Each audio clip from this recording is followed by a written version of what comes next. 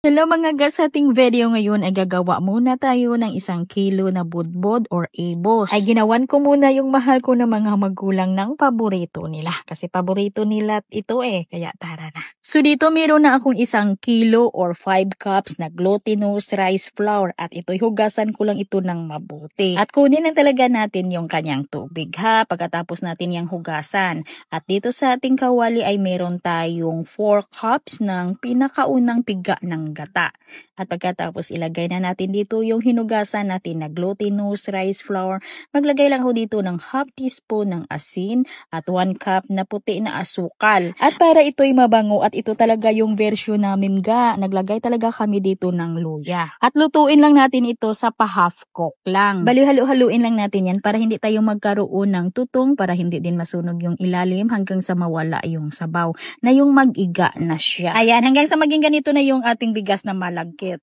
At yung iba dito ay balutin natin sa dahon ng saging. Yung ating dahon ng saging ay painitan lang natin or ihalob lang natin at nang sa ganun ay hindi ito mapunit. At yung iba naman dito ay balutin natin sa dahon ng niyog. At syempre yung mga hiniwa natin na luya ay hindi natin yan isama. Ay pangpabango lang yan ang ating glutinous mixture. At ito'y mabango na luya yung ating budbod. Ang sarap talaga ng ating budbod or ibos basta puro gata yung ilagay natin. Pwede na rin yung pinakaunang piga ng gata. Basta yung niyog natin ay damihan lang natin at lagyan lang natin ng kunti lang na tubig.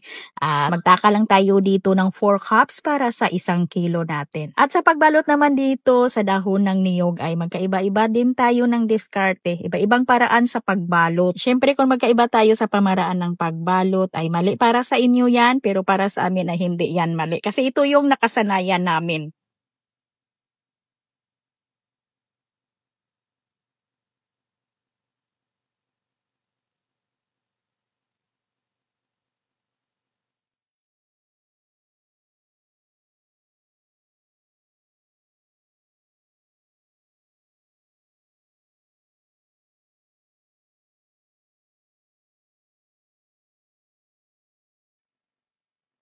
At sa pagluto naman natin dito ay pwede talaga nalutuin sa steamer hanggang sa ito'y maluto.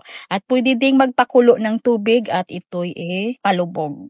At sa pagluto talaga dito ay depende din ho yan sa laki, sa kapal ng inyong gawa ay tansyahin lang talaga ay para lang naman tayo ditong nagluto ng kanin. At pag matutunan mo talaga itong gawin na pwede mo na talaga itong pagkakitaan. Pwede talaga natin itong gawing pang negosyo.